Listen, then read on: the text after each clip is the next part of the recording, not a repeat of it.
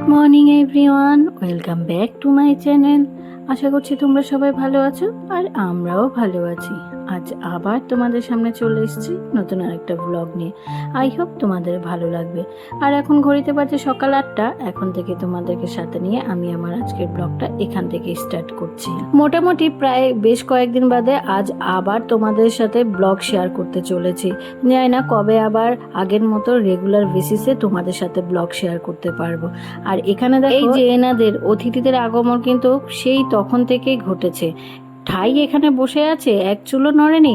যখন থেকে মাছের গন্ধ পেয়েছে, কখন যে একটু মাছের স্বাদ পাবে সেই আশায় সকালবেলায় না এই মাছের ফেরিওয়ালা কাকু এই তাজা মাছগুলো নিয়ে বাড়ির সামনে দিয়ে যাচ্ছিলেন। তো শ্বশুর বাবা দেখেই ডেকে এই মাছগুলো নিয়ে নিয়েছেন। তবে আজকের মেনুতে এই মাছের আইটেম ছিল না, কারণ আমাদের না আগের দিনই মেনু ঠিক করা হয় যে পরের দিনের মেনুতে ডিনারে বা লাঞ্চে কি হবে। তাই আর কি মাছগুলো আনার পর ওই কাকুটা তো ছাই দিয়ে কেটে দিয়েছে, জল দিয়ে ধুয়ে ছাইটা ছাড়িয়ে মাছগুলো বক্সে তুলে ফ্রিজে তুলে দিয়েছি। আর এদিকে টুবু সোনা ঘুম থেকে ওঠার পর ওকে নিয়েই আমরা সকলে একসাথে সকালের চা বিস্কিট খাওয়াটা সেরে নিয়েছিলাম। আজ টুবু সোনার জন্য ব্রেকফাস্টে করে নিয়েছিলাম গোবিন্দভোগ চালের ফেনা ভাত আর তার সাথে আলু মাখা। দুধ দিয়ে আমি যদি কোনো ব্রেকফাস্ট ওকে তৈরি করে দেই বা যখনই দেই ওনা একদমই খেতে চায় না।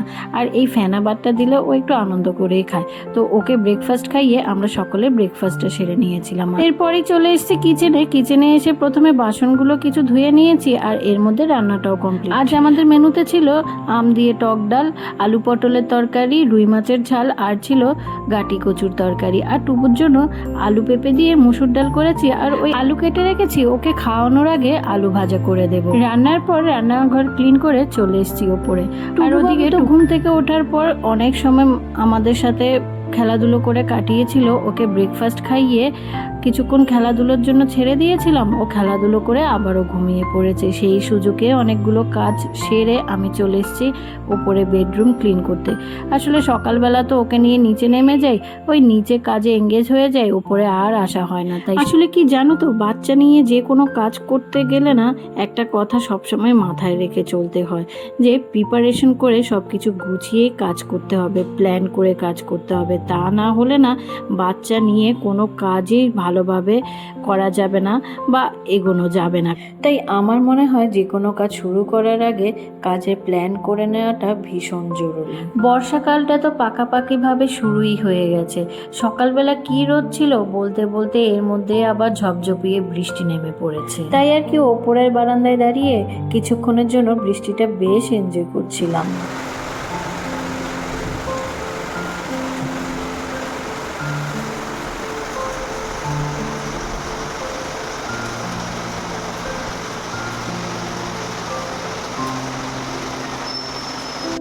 উপরের কাজগুলো করে নামতে নামতেই ওই 12টা 10-15 মতো বেজে গেছিলো। তাই ওকে ঘুম থেকে তুলে দিয়েছিলাম। ঘুম থেকে তুলেই জুস খাইয়ে দিয়েছিলাম, দেন ওকে চান করিয়ে দিয়েছি। আর চান সেরে উঠতে না উঠতে বাবু কি যে খুশি সেটা আর বলার মতো না। ওকে রেখেই আমি আলুটা ভাজা করে নিয়েছি আর এই যে ডাল দিয়ে চটকে আলু ভাজা দিয়ে ভাত নিয়ে এসেছি। ও বাবা, ও বেটা তো ভাত খাওয়ার নাম নেই, আলু ভাজাই খেয়ে চলেছে। ওই 3-4টে মতো আলু ভাজা শুধু শুধু খেয়েছিল, তারপরে ভুলিয়ে ভালিয়ে ভাতগুলো খাইয়ে দিয়েছিলাম। ওকে লাঞ্চ খাইয়ে মার বাবার কাছে রেখে আমি চান সেরে যেই উপরে আসতে নিয়েছি অমনি মাম্মামের পেছন পেছন উনিও এসে হাজির। ওকে সাথে নিয়েই ওর সাথে খেলা করতে করতে ওই চুল আঁচড়ে সিঁদুরটা পরে নিচ্ছিলাম। আজকের ব্লগে স্টার্টিংয়ে তোমাদের বলেছিলাম না, জানি না কবে আবার আগের মতো কন্টিনিউ ব্লগ আপলোড করতে পারবো। আসলে টুবু দিন দিন যত বড় হচ্ছে ওর বায়না দুষ্টুমিটা এতটাই বেড়ে চলেছে যে ওকে কন্ট্রোল করে রোজ দিন ভিডিও শ্যুট করে এডিট করে আপলোড করে উঠতে পারি না আর আজকাল।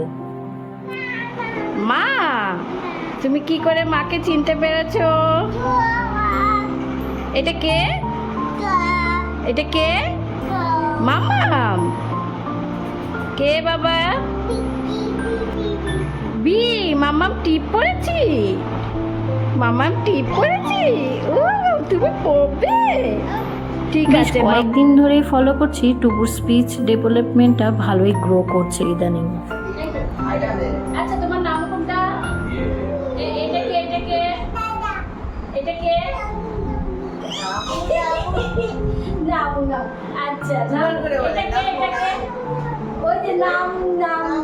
ওর আধো আধো গলায় ওর এই ভয়েসটা শুনতে কি যে ভীষণ ভালো লাগে সেটা বলে বোঝাতে পারবো না তোমাদের।